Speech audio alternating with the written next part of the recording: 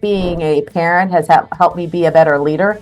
I have 4 kids. They're all different, and managing them and trying to be a good role model for them really helps you because they're all different. And you're wanting to make sure that you're learning and they see that you're learning because they're going to be the future leaders.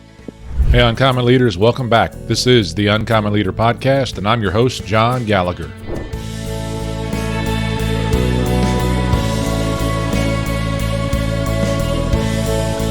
Jill Burdette, welcome to the Uncommon Leader Podcast. It's great to have you on the show. I'm looking forward to our conversation. How are you doing today? I'm doing well. It's Friday. I'm going to start you off with the first question that I start off every first-time guest, and that's to tell me a story from your childhood that still impacts who you are as a person or a leader today. Okay, so and I know you asked me that, so I actually, there's probably several. And I'm not sure that you know this about me. So I am from West Virginia and grew up in West Virginia, and I grew up in a town about a population of about 800. And I've always liked science and math, right? I got my engineering degree. I've always liked science and math, but I never really knew what I was going to do with it. So when I was a freshman in high school, we all had to do science fair projects, right? Everybody's made to do a science fair project, and you hate it, and you just do it because you have to. And I went to the regional science fair that was held in the Eastern Panhandle of West Virginia, and I sat there and I was overwhelmed and looked, and there were 2 people that won a chance to go to the International Science and Engineering Fair. It wasn't me. I wasn't one of them, but I sat there and said, okay, I want to do that. So I started working on a science fair project the next year. It was on psychology. It was actually on ESP. It was kind of weird, but that's what I did. And I went again to the regional science fair, and I actually got to go to the International Science Fair. So I went twice. I went when I was a sophomore and when I was a senior. I got to go.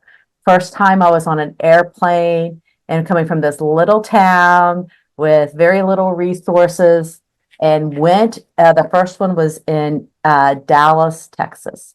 It was amazing. It was, like I said, little town going into a big one, but I walked in there and I saw all these wonderful things people were doing with science and technology. And I said, I want to do that.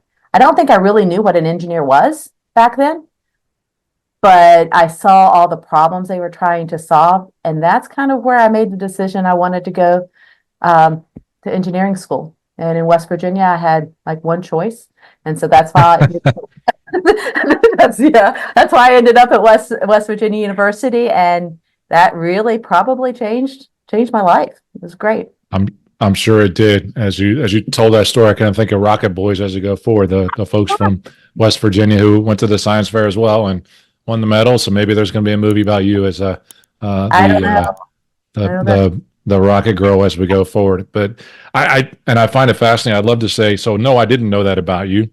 And I also did not go to West Virginia University necessarily because I fell in love with it via a science project or some other thing I wanted to be in the science field. Was probably more encouragement that I was looking at a list and said, which of these jobs hopefully gets a job as it comes out of college one day. So that's where I leaned toward.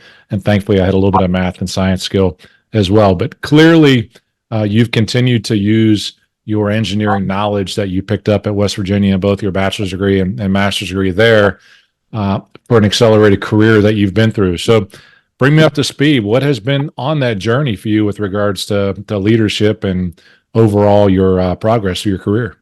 Yeah, so I did not take the normal engineering track. So like you mentioned, I got a master's in mechanical engineering, but I did not go in to do the standard manufacturing, design, research, engineering. I went into the commercial side of engineering, which people don't think about. But for me, when I got my master's, I got to teach some classes, and I love that. I love being able to explain a idea or a concept or the technology to people. And sometimes that's not a trait that a lot of engineers have. A lot of them may be more introverted or they just would rather do than speak. I'm on the other end of that spectrum. I like to ask questions and help find a problem and then explain something that may be really technical to someone that is just learning that. So I've been on a sales and commercial journey ever since I left, worked for a lot of big companies and little companies, and all in the industrial automation side of technology. So computers and industrial internet and motion, and now doing a lot with sustainability. So it keeps me going, and I really enjoy that. You mentioned even going into that commercial field, not going right into engineering, which would have been the science of it, some of the natural path for others to go into design or whatever that means. But ultimately, as you've gone through your career, you've also gone through different levels, as I see in your LinkedIn, profile, in terms of different levels of leadership in organizations as well. What have you done specifically? And this is really kind of the topic of the conversation today, ultimately, in terms of personal growth. But what have you had to do to stay up on the technology side, that is the engineering, and being in an industry that is changing so dramatically, but frankly, also on your personal development side? So you had to learn ultimately that new skill on the commercial, learn to deal with people different. What are some of the things you do to stay up on those things? Well, I'd love to say that being a parent has helped me be a better leader. I mean, I have 4 kids. They're all different, and managing them and trying to be a good role model for them really helps you, because they're all different. And you're wanting to make sure that you're learning and they see that you're learning, because they're going to be the future leaders. So when I started out, I got a degree in engineering. I didn't have any commercial background. I didn't, they didn't teach you speech. They didn't teach, you took a communication class, but it really wasn't the communication that you work with on a daily basis. So you had to really take some presentation skills and communication skills and really time management. They don't teach a lot of those things. I mean, I think they're getting into it more these days, but really an engineer going into that kind of role was not the norm.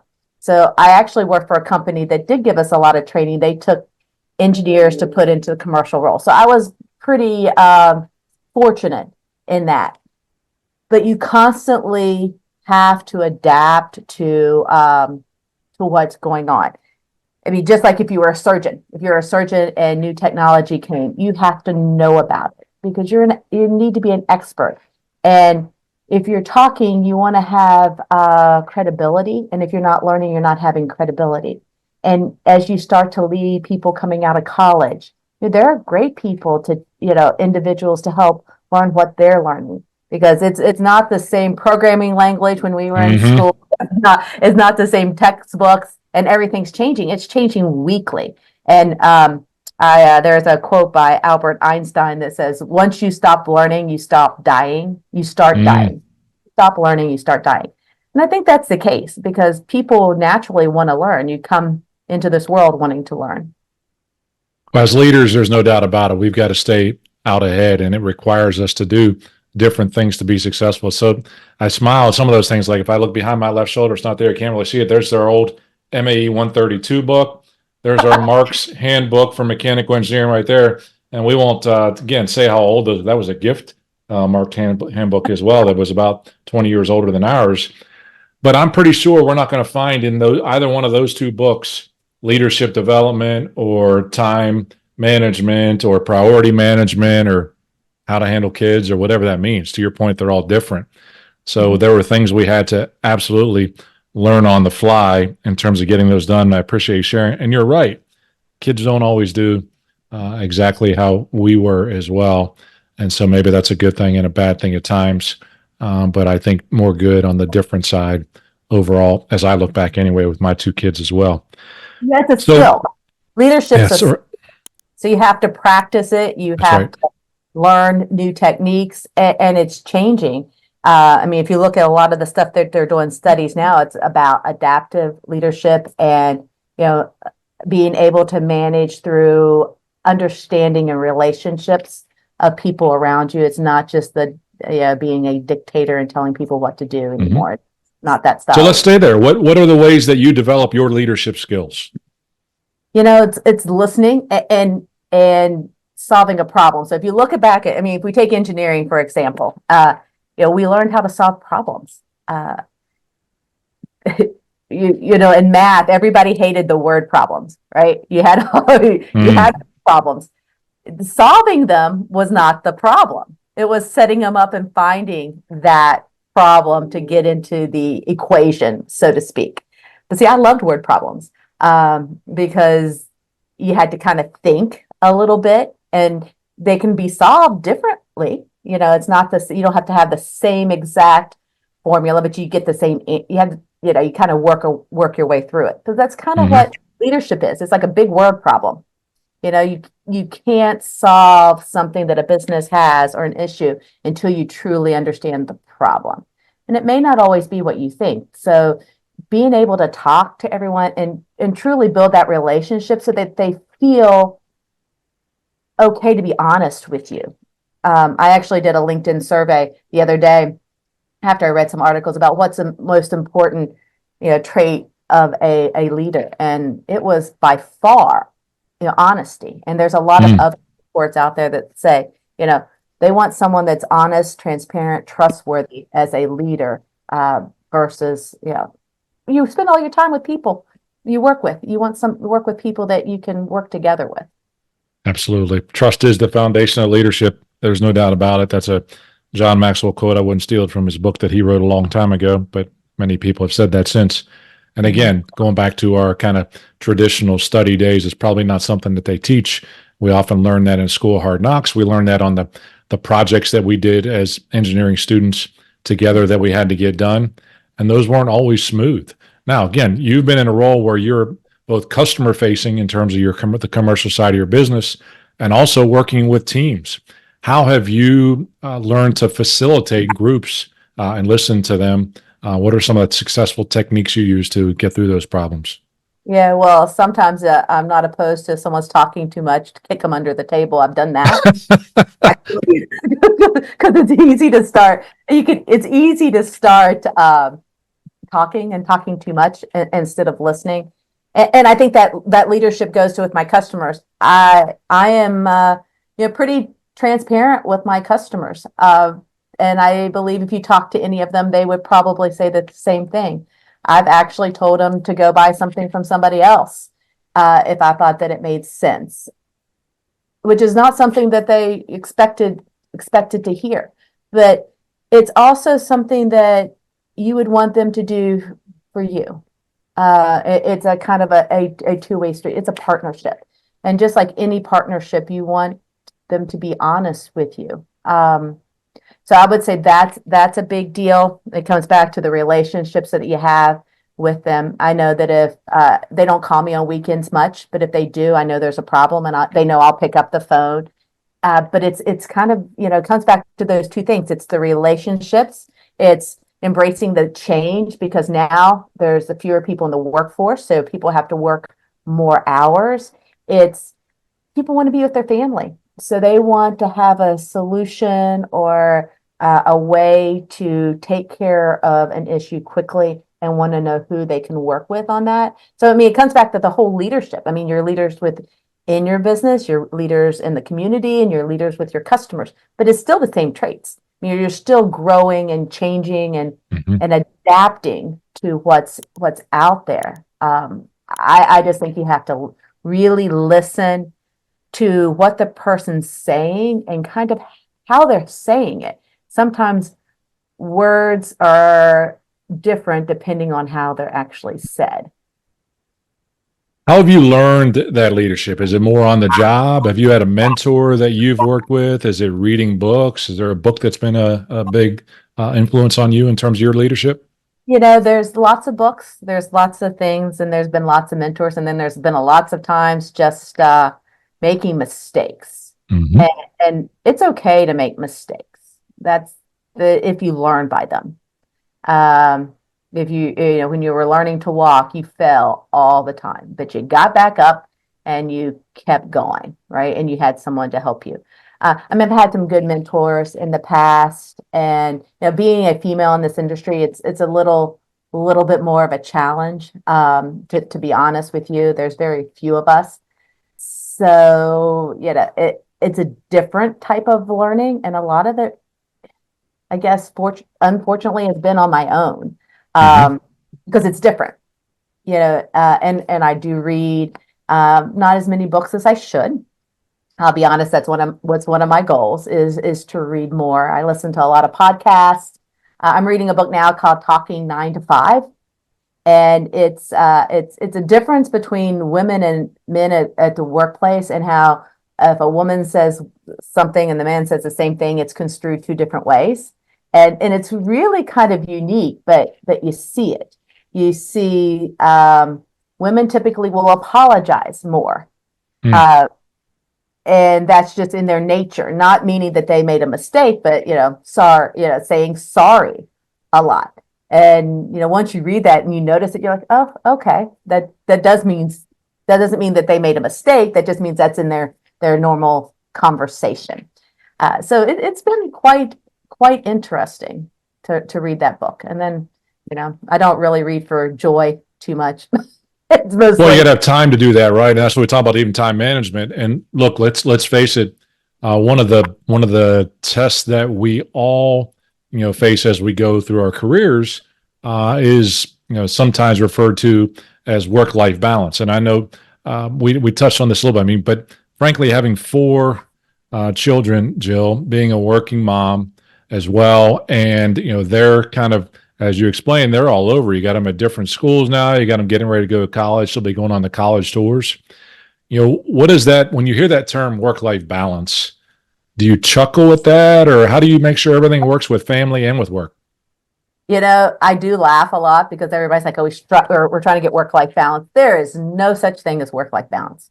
I mean, I know people want to strive for it, but it's just not the case. And that's okay. I mean, there's sometimes that work gets more of me, so that scale is tilted. And there's sometimes that my family has to get more of me. So it is, there is no balance. Long term, there is probably a balance, but there are, during COVID when we were here, I put a note outside my door. It says, unless you're bleeding, do not open the door. Because there's sometimes you go ask dad. And then, but then they think that all I do is I was on the phone all day. I go, no, that's not what I do. So setting an example for them is really important. But for people that are coming in and young individuals, for them to think that there is truly a work-life balance, we can all strive to that. But understand some days one may get more of you than the other, and that's okay. Yeah, I appreciate that. I mean, I think I've often referred to it as seasons that we go through. And not those seasons, you don't want them to be 1 year, 2 year, 3 year seasons of things being out of balance or out of proportion. But certainly there's projects that you have to work on at work. And so there's going to be times we're going to be there late or whatever that means. But what I'm hearing from you is that communicating that with your family as well is very important. And what are some of the tips and techniques you might have for working parents out there to keep that from falling? Because again, it sounds like your children ultimately are successful in sports, education, as well as they go forward. How did you do it? Yeah, well, I guess there's a couple things. Everybody knows my family is the most important things. I block off all their birthdays, so I will not travel on their birthdays, and people know that, and they understand that. I think I've had to travel once on their birthday, but I got back before it was over. And that's a priority for me. And it shows my kids that they're a priority for me. Believe it or not, I kind of color code my calendar so that important things are in bright yellow. So if there's doctor's appointments, and then my husband and I share a responsibility. I'm going out of town, I send him a meeting request and say, I'll be in Texas this week. Then he knows he isn't to travel. And it's finding what works for you. And for my kids to understand that you can, just because I have a job and I work really hard doesn't mean that I don't find their ideas, and what they do less important. I do my best to make every game. I do my best to talk to them every day, and be a good mentor to them. Mm-hmm. One of those things we didn't learn back there in that Mark's handbook about color coding calendars for important events in our children's and families' life. and making sure that we're there when they need to be there. So I appreciate you sharing because I know that's not easy. With two, it wasn't easy to try and be there all the time. You know, four, that's usually more than double in terms of some of the challenges that Oh, you there face. was a day, I remember my first day with my younger son. I started and he was really young, so I had to take him with me for my first day at work, which happened to be in Texas again. And I actually took my sister actually ended up meeting me there, but you know, you do what you have to do.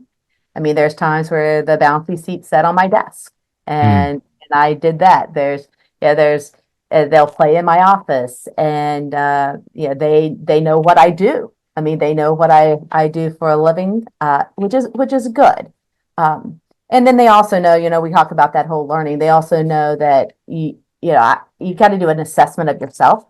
And so I actually just finished a leadership certificate at University of Richmond, a woman leadership course. I think my kids thought I was crazy going back to school, but it was interesting for me to learn and to understand a lot of what's going on in the world. You kind of get sucked into your day-to-day piece, but you got to take care of yourself in order for me to be better and be a better leader and a manager. I have to keep learning too. mm.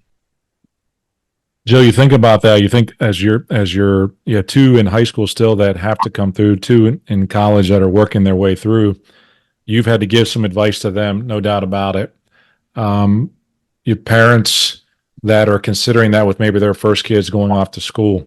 What's the best advice you have for them to prepare them and to mentor them to be ready for big decisions like that? Maybe something that we didn't have in our small towns of 800 or mine. Yeah, I had the mass 2,500 population in my city in West Virginia growing up. But what's some advice you have for those parents that are getting ready to go through that? Well, be there for your kids, regardless if you think the decision's right for them or not. And my kids, I've told them a long time that everything happens for a reason.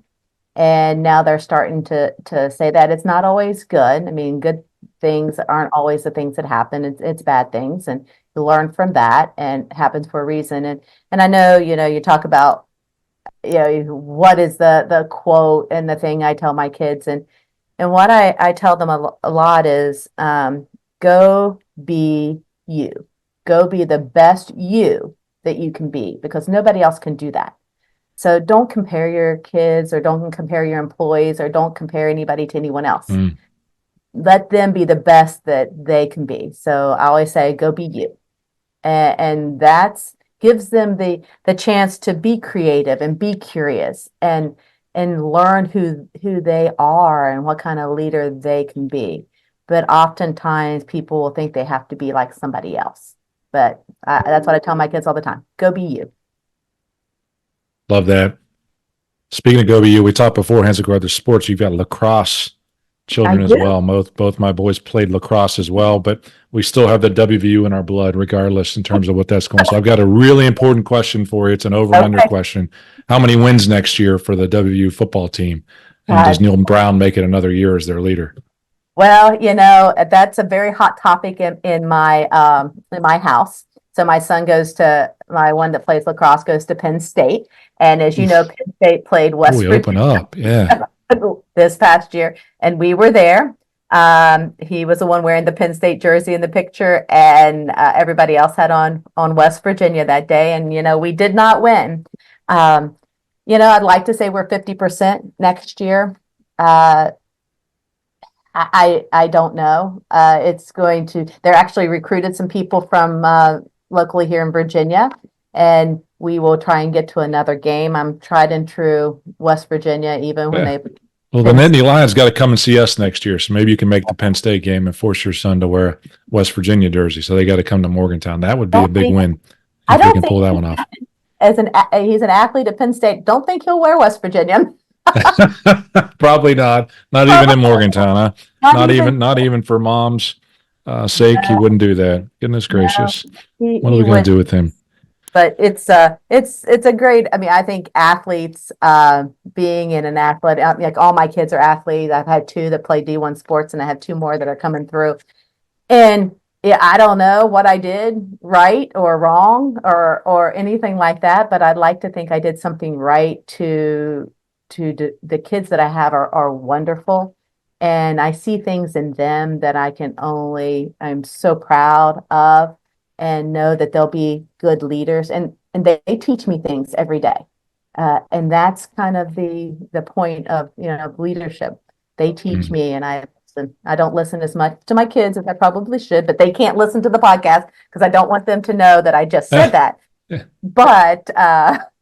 yeah, we'll And get it to them. They'll listen to it. They'll be proud of mom, no doubt about it. But yeah, so leadership's tough. It's complex. Yeah. It's different for everybody, but you have to keep learning. It's changing every day. And I found this one quote, and I'm going to read it to you. It Let's says, hear it. it's by Matthew Leonard. He's a retired Navy SEAL. You know him? And he said, Of him. I know the name. embrace the currents of leadership trends, for in their evolution lies the compass to navigate the ever-changing landscapes of success. So Hmm. when he talks about it's not always just about strength and muscle, it's about navigating and understanding who people really are. Love that. Love that quote. Joe, I appreciate our conversation. It's been a lot of fun as I listen through. One of the things I talk about, the name of the podcast is the Uncommon Leader Podcast. And it becomes uncommon when we're able to succeed at both business and life. And clearly, you have success paths on both of those. You've had to remain on a growth path as you go forward. So I wish you the best going forward as well. We still got some time to go. We won't say how old we are, but we've got time to go as we left I on got this plenty of journey. We got all kind of years left in this bucket. So I am curious as I finish all my first time guests off in terms of the last question I ask. Two things. One is, how do folks stay in touch with you? Because they're going to want to connect with you. And then to finish it off, and I'll give you the last word, I'm going to give you a billboard. You can put it wherever you want to. You can put it in Morgantown as you drive in or wherever you want to. You get to put any message you want to on that billboard. What is that message and why do you put that on there? Okay. Well, so I would say you can find me on LinkedIn. It's Jill Burdette. Please reach out to me. I love meeting people and like I said, learning. And I think I'll go back to what I said earlier. If my billboard and it had two words on it, it'd be you. Be Uh, you. be you. Because nobody else can. Jill, I've enjoyed our time. I appreciate getting the chance to catch up with you, and I wish you the best. Thank you. You too.